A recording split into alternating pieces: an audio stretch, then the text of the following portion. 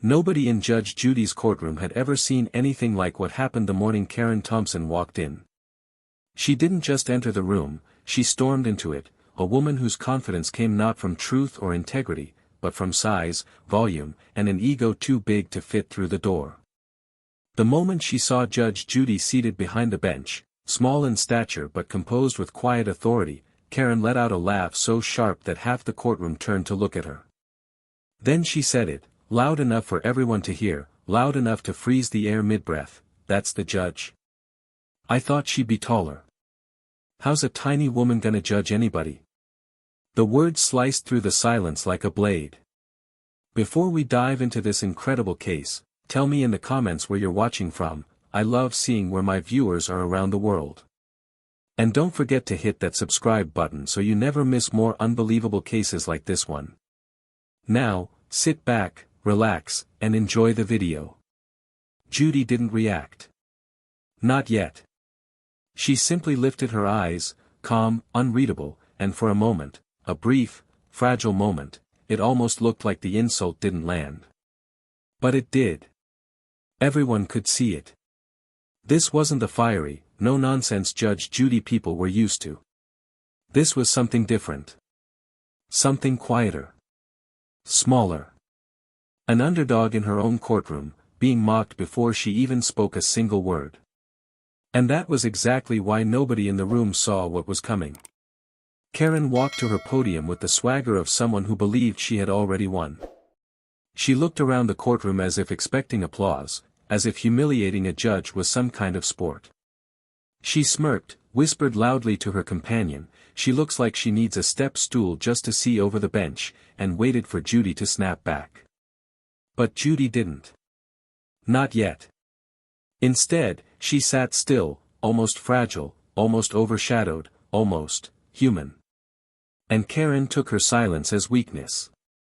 But what nobody realized, what Karen was too arrogant to notice, was that Judy wasn't being silent because she was intimidated. She was being silent because she was studying her. Calculating her. Watching the shape of her lies, the structure of her ego, the cracks in her arrogance that were already beginning to show. Judy wasn't quiet because she was small. She was quiet because she had already begun dismantling Karen the moment she walked in. And buried beneath that calm expression, was something Karen should have been terrified of.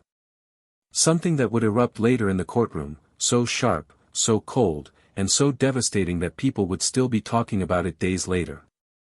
But for now, Judy let her play the bully. She let Karen dig her own grave, one insult at a time.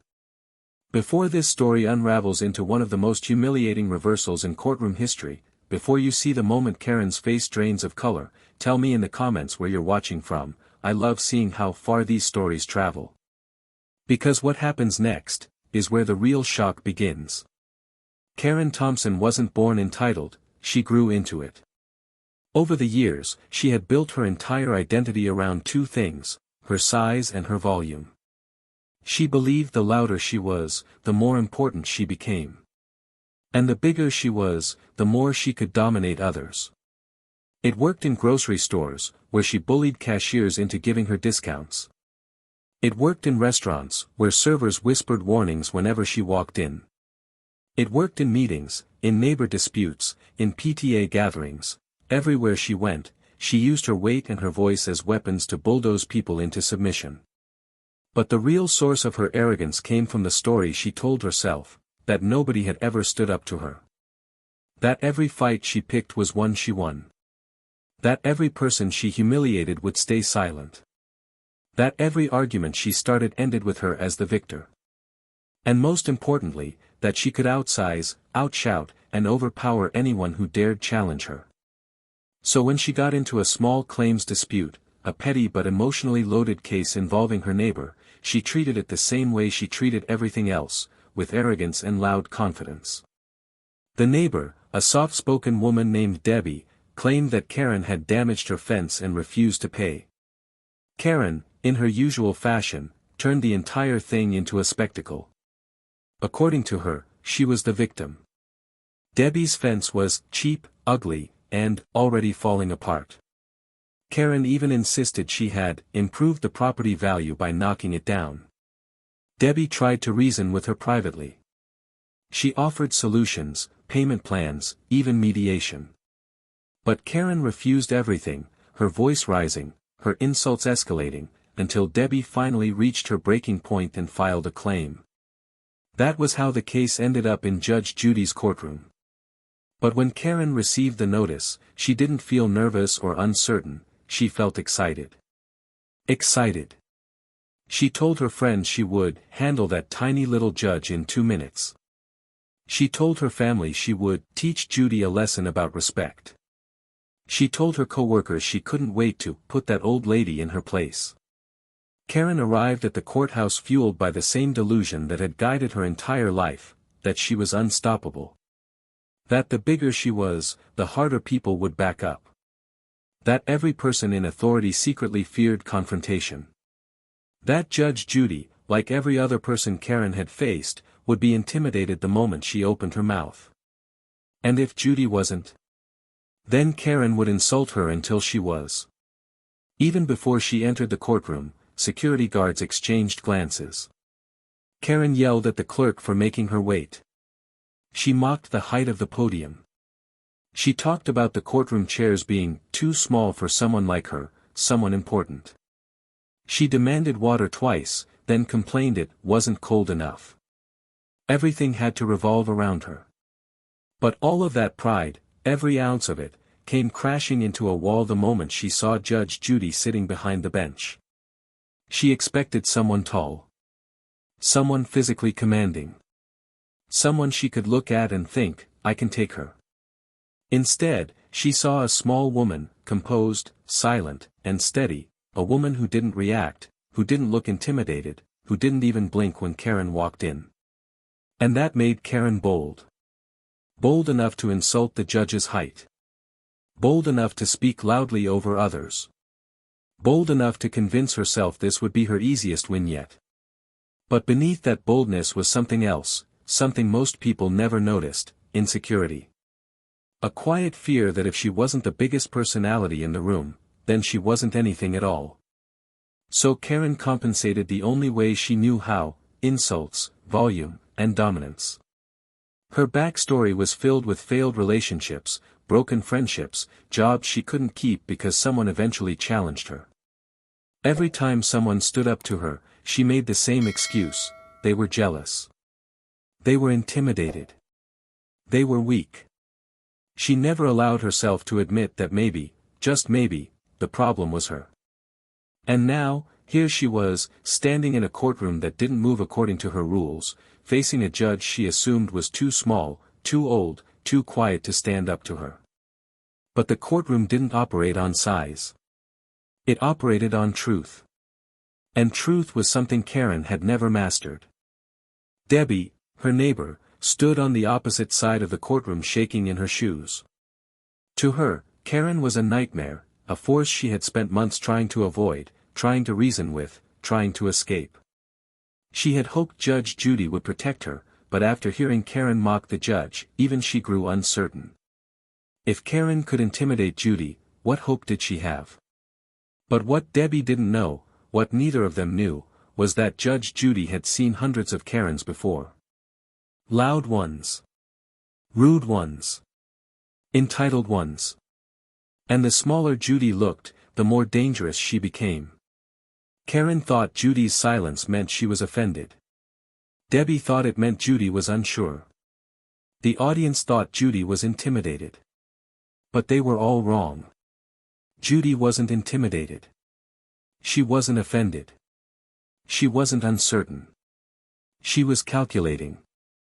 In that silence, she was taking mental notes, the tone of Karen's voice, the exaggerated confidence, the cracks in her story, the way her arrogance exposed every lie she hadn't even told yet. Judy was letting Karen build the rope she would eventually hang herself with. And as Karen continued mocking the judge, blissfully unaware of the storm gathering behind Judy's eyes, the courtroom was seconds away from witnessing one of the coldest, sharpest, and most humiliating takedowns Judge Judy had ever delivered. And Karen, self-appointed queen of dominance, was about to become the court's favorite cautionary tale. The moment the clerk called the case, the energy in the courtroom shifted. A low current seemed to run under every bench, every spectator sensing that something unusual was unfolding. Karen approached her podium with that same swagger, chin raised, lips curled, shoulders rolling with confidence, as if the courtroom existed solely for her performance. But Judge Judy remained still, hands folded neatly on the bench, expression unreadable. If anything, she looked small. Smaller than usual. Small enough that Karen convinced herself this was going to be easy. Debbie, standing on the opposite side, tried to steady her breathing. Her hands trembled as she gripped her folder of evidence, photos of the destroyed fence, receipts, messages where Karen had laughed at her attempts to resolve things peacefully. Debbie had watched Judy react to all kinds of cases before, but today, Judy was different. More silent. More observational. More patient. Almost too patient. Karen misread that silence instantly. "So let's get this over with," she said loud enough for the gallery to hear. "I don't have all day.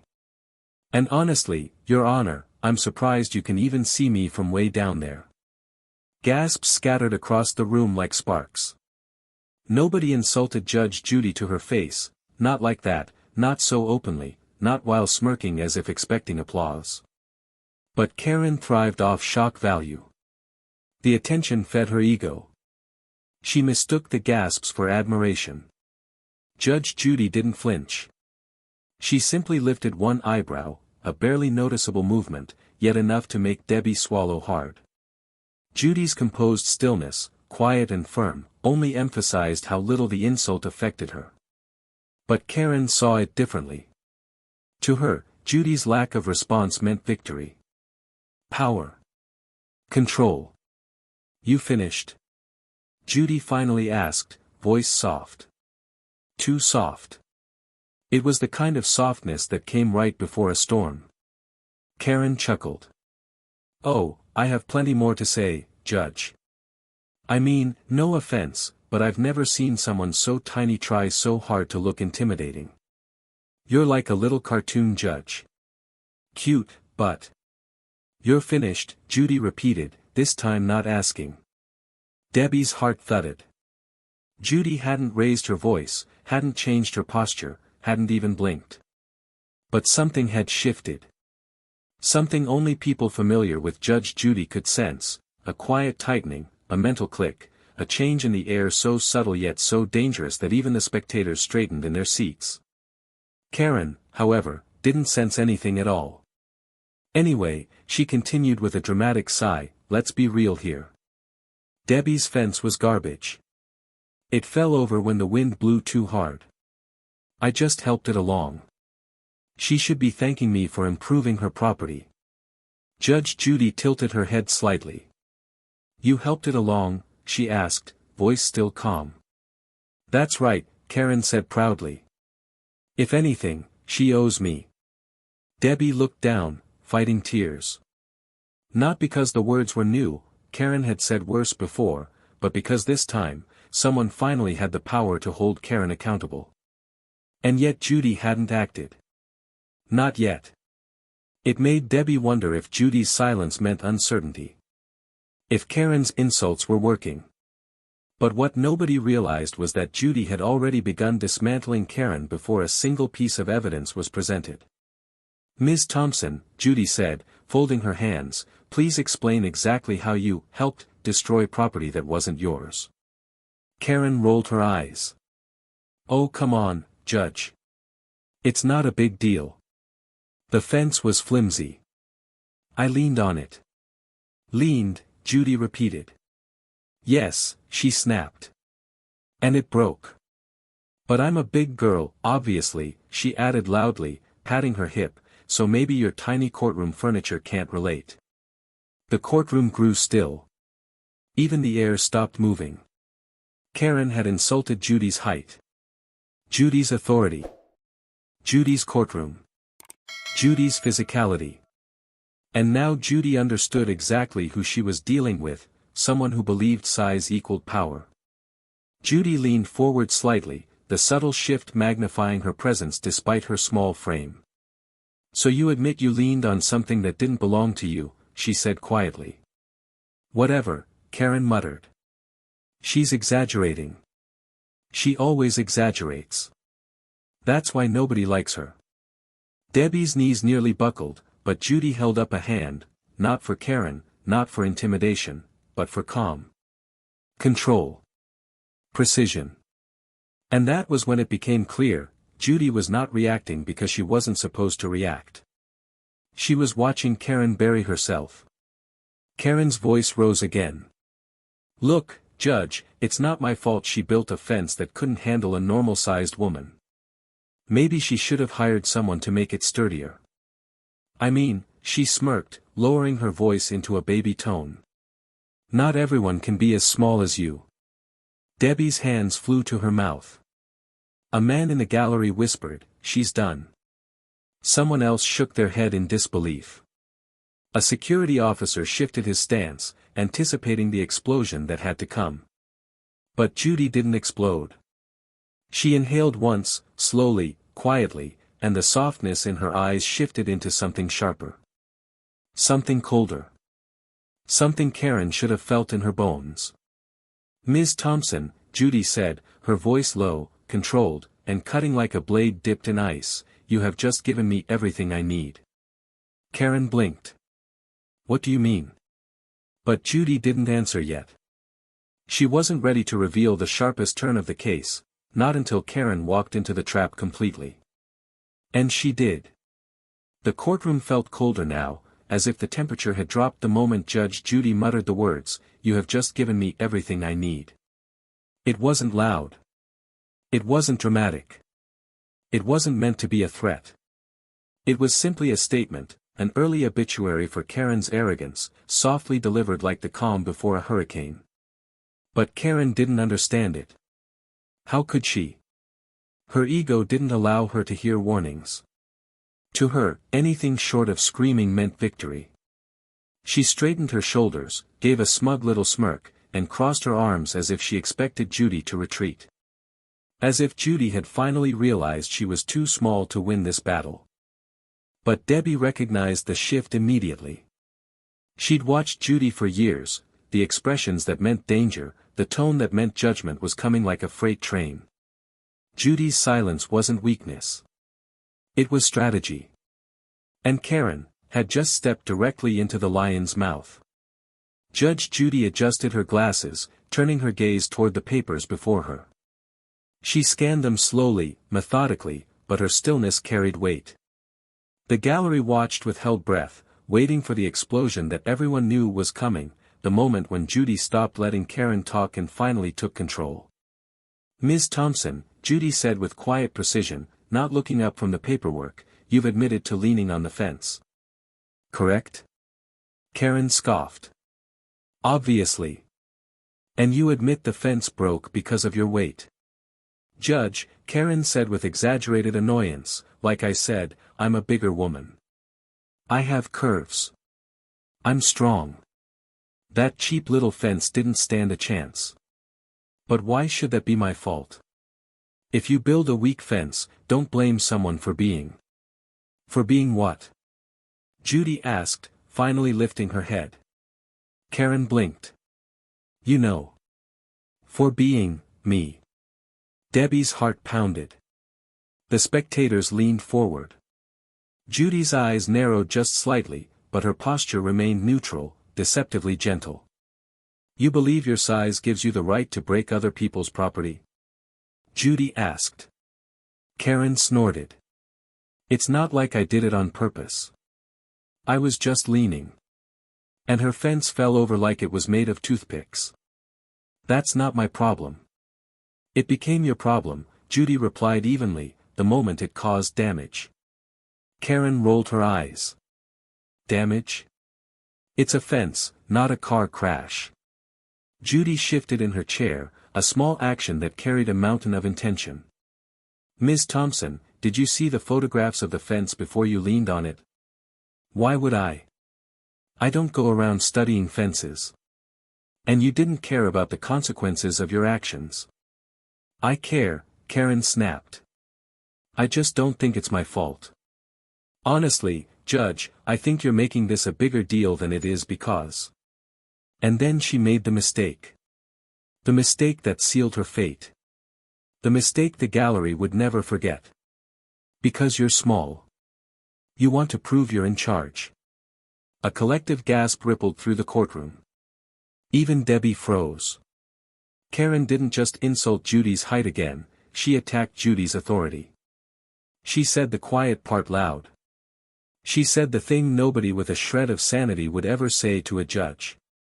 And she said it directly, smugly, proudly. Judge Judy didn't move for a long moment. Not a breath. Not a twitch. Not a blink.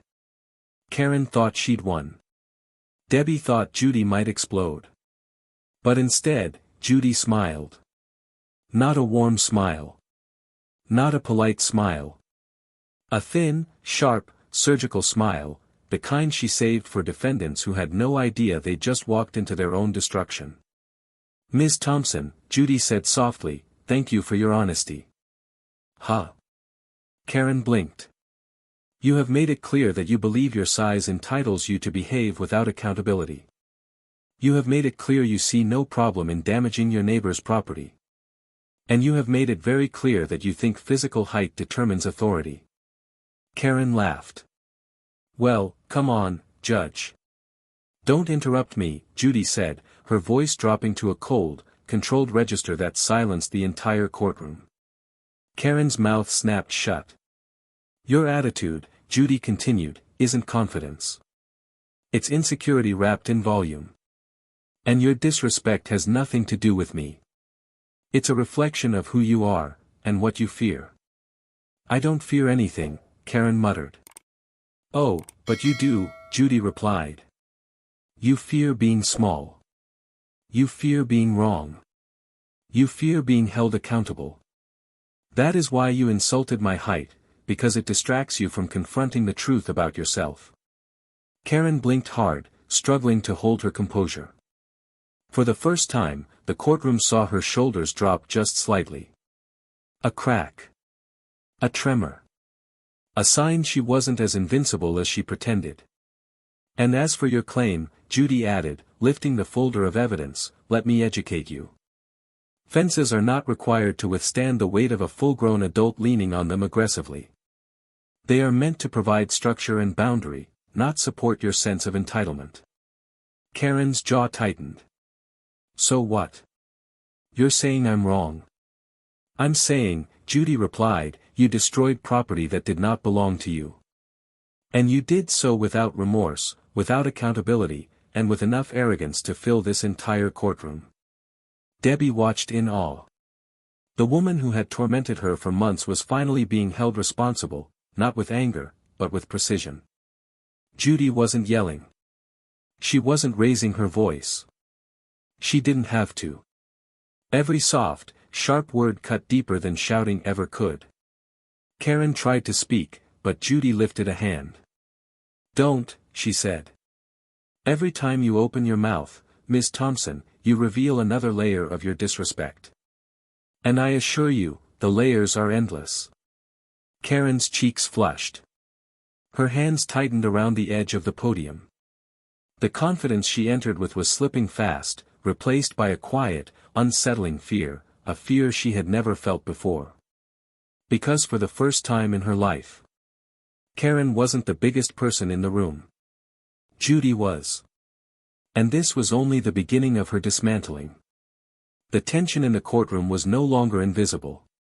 It was thick enough to feel, heavy enough to silence even the softest whispers. Karen stood at her podium trying desperately to keep her confidence stitched together, but the seams were pulling apart. The tremble in her fingers, the tightening of her jaw, the forced smirk that no longer reached her eyes, everything about her screamed that she finally realized she was in danger. But still, she tried. One little fence, she muttered bitterly. All this over one stupid little fence. Judge Judy tilted her head slightly. That motion alone made the gallery stiffen. Judy had given Karen chance after chance to correct herself, to recognize her own fault, to show an ounce, even a flicker, of humility. But Karen refused. And that refusal was exactly what Judy needed to deliver the blow the entire courtroom never saw coming. "Ms. Thompson," Judy began, her voice low and steady, "do you know what your biggest problem is?" Karen scoffed. "Besides being surrounded by weak people with flimsy fences?" That was it. The last nail. The final push. The moment the courtroom waited for. Judy leaned forward slowly, her hands clasped, her gaze piercing straight into Karen's chest like a needle threading through armor. "My biggest problem is not your disrespect," Judy said softly. "It's that you mistake your size for strength." Karen blinked. "What?" Judy continued, her voice slicing through the room with an icy precision that sent a chill down every spine present. "You think being big makes you powerful. You think being loud makes you right. You think towering over people makes you better." She paused, long enough for Karen to feel the weight of every word. "Let me educate you, Miss Thompson.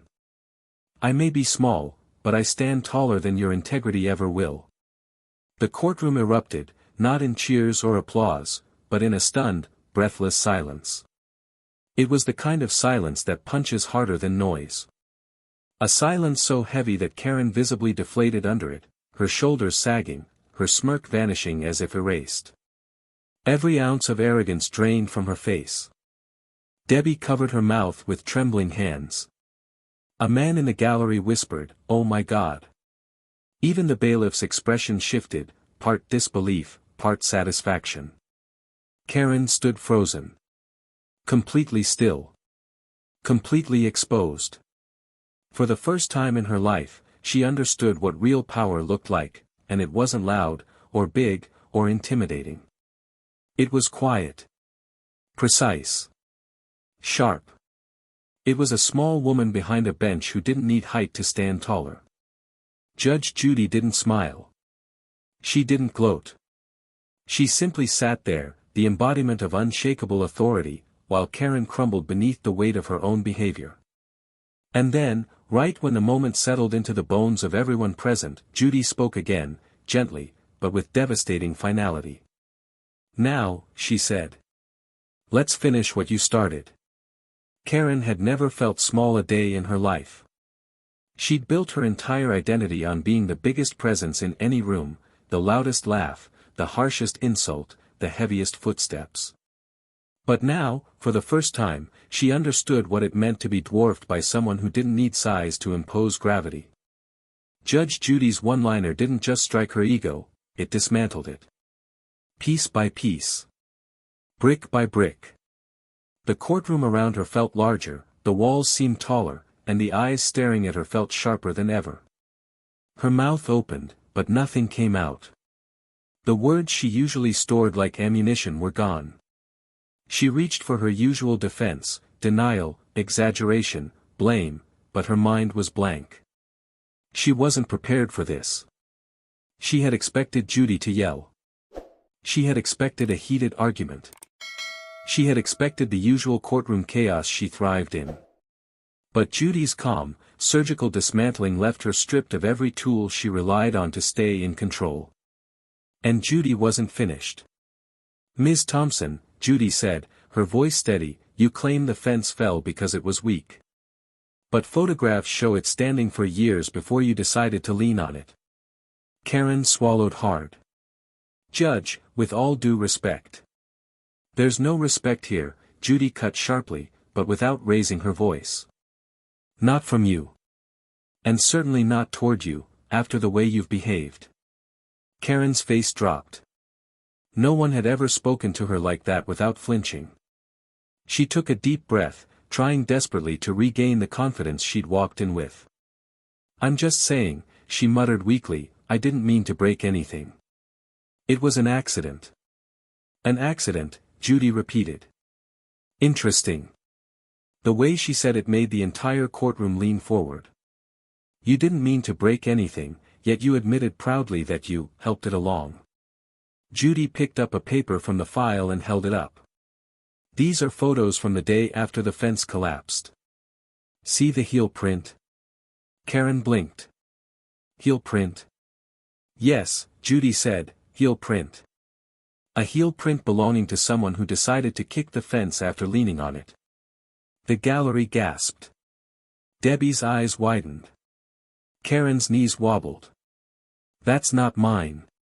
Karen shouted too quickly. Judy raised one eyebrow. The room froze.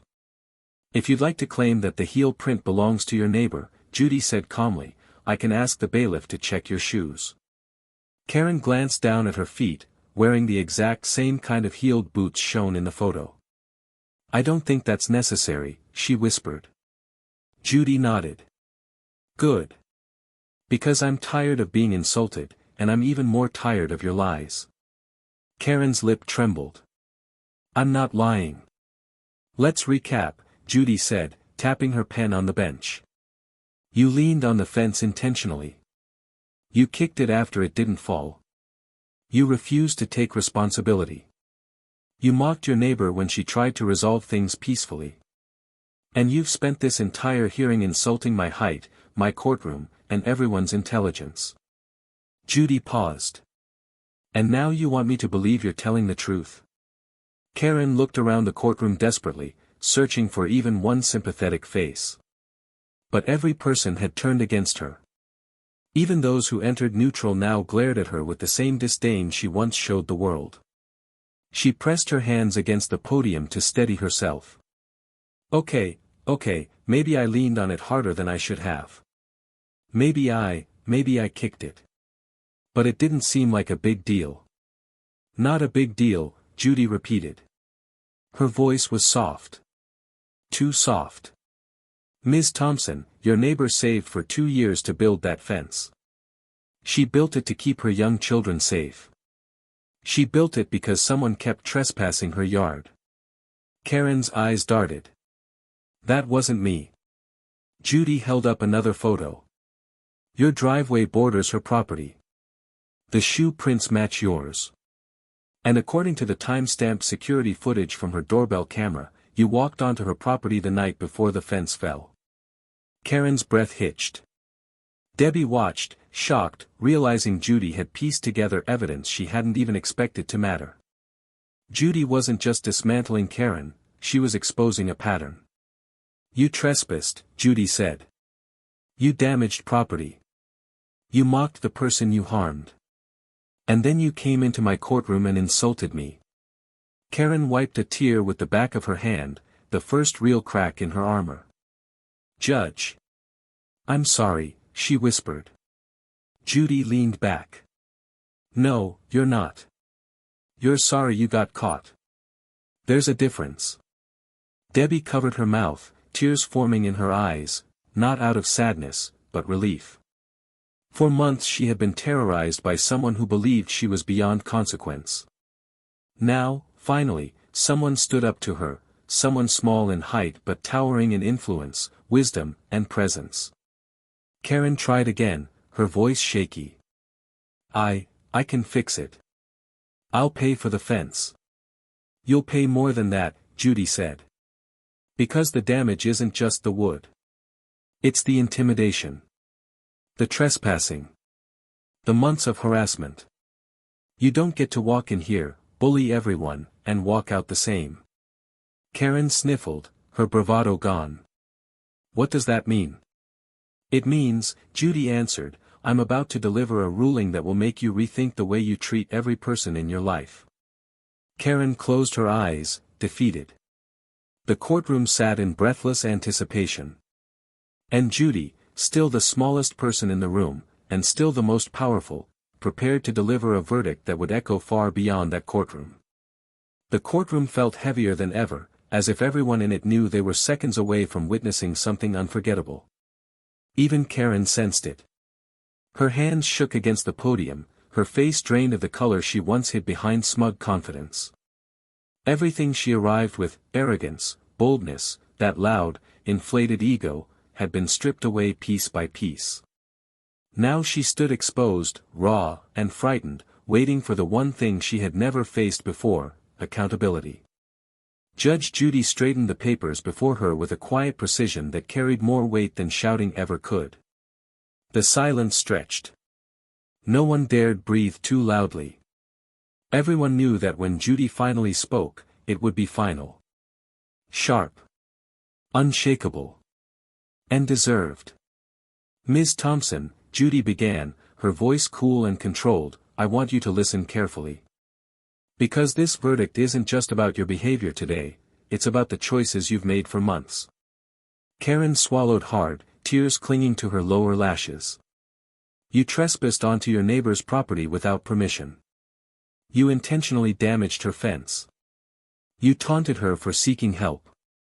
And you walked into this courtroom with the intent to intimidate, belittle, and disrespect not only her, but me." Debbie's breath trembled, but her eyes stayed fixed on Judy, full of trust and hope. Judy continued, "You've treated your size like a weapon. You think bullying makes you powerful. You think volume replaces truth. But power is not what you think it is, Ms. Thompson. Power is responsibility. Power is restraint.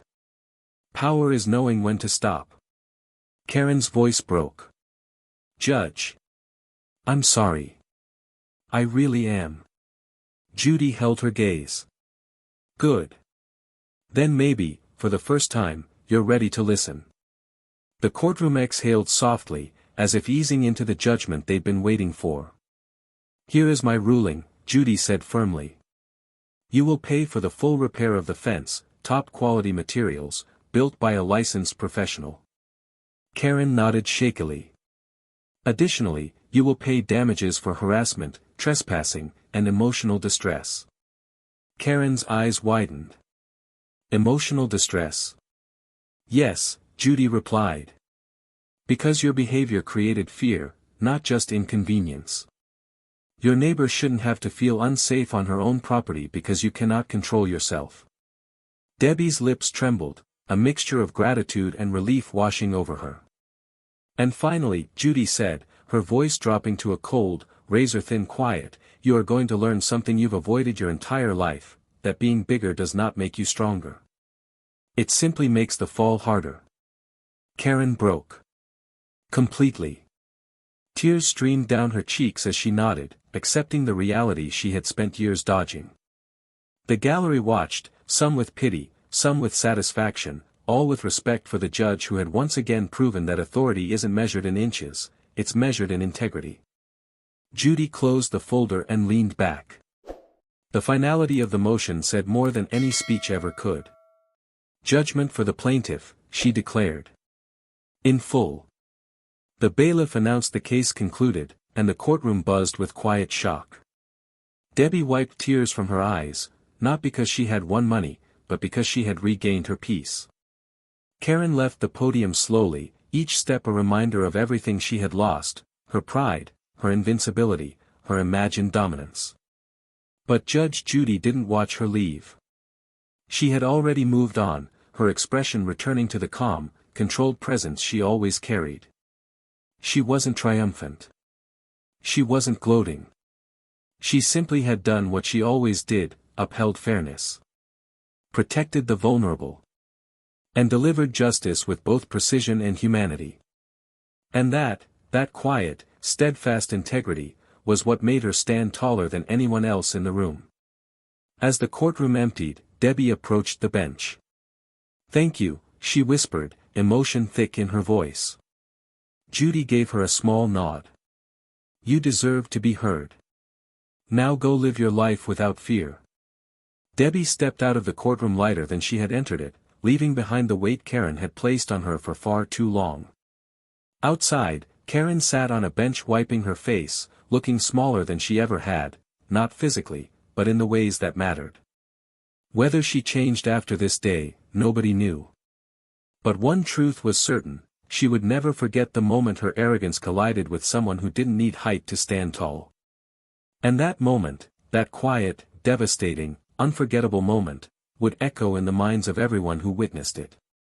Judge Judy walked back into her chambers with her shoulders squared, her step steady, her presence powerful. She had been underestimated because of her size. She had been mocked, belittled, disrespected. But she rose above it the same way she always did, not through force, not through ego, but through unwavering strength of character. Because true power doesn't need to be loud. True power doesn't need to dominate. True power doesn't measure height. True power stands, even when mocked, underestimated, or dismissed, and still delivers justice with grace. Now before I tell you what Judge Judy said off camera that left even the crew speechless, make sure you subscribe so you never miss these unbelievable courtroom stories.